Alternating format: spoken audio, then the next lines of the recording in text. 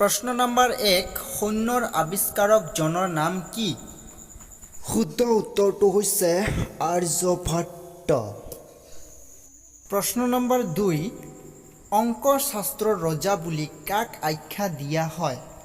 উত্তৰ হ'ব গৌচক।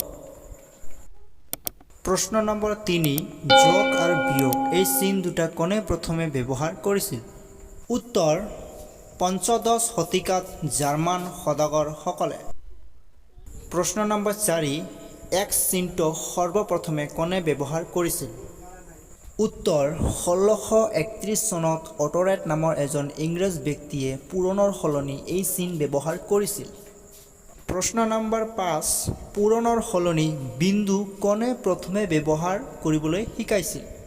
উত্তৰ হেৰিয়েট নামৰ এজন ইংৰাজে। প্ৰশ্ন নম্বৰ 6 হৰণ চিনটো কেতিয়াৰ পৰা ব্যৱহাৰ কৰা হয়? উত্তৰ হ'ব 1659 চনৰ পৰা। প্ৰশ্ন নম্বৰ 7 অংকশাস্ত্ৰলৈ প্ৰাচীন ভাৰতীয় গণিতজ্ঞসকলৰ অতুলনীয় অৱদান কি? উত্তৰ শূন্যৰ আৱিষ্কাৰ আৰু দশমিক সংখ্যাৰ স্থানীয় মান পদ্ধতি। প্ৰশ্ন নম্বৰ 8 কি সংখ্যা ধনাত্মক আৰু ঋণাত্মক নহয়? উত্তৰ হ'ব 0।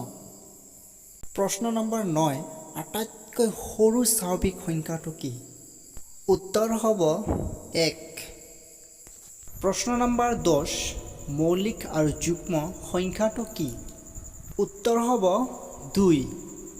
প্ৰশ্ন নম্বৰ 11 কোনজন প্ৰাচীন ভাৰতীয় বিজ্ঞানীয়ে পাইৰ মান শুদ্ধকৈ নিৰ্ধাৰণ কৰিব পাৰিছিল? উত্তৰ হ'ব আৰ্যভট্ট। প্ৰশ্ন নম্বৰ 12 ই পৰিমেয় নে অপৰিমেয় সংখ্যা? উত্তৰ হ'ব অপৰিমেয় সংখ্যা। তো বন্ধুসকল আজিৰ এই ভিডিঅ' এইখিনিতে সমাপ্ত কৰিলোঁ। আকৌ এটা নতুন ভিডিঅ'ত লগ পোৱাৰ প্ৰতিশ্ৰুতিৰে আজিলৈ বাই।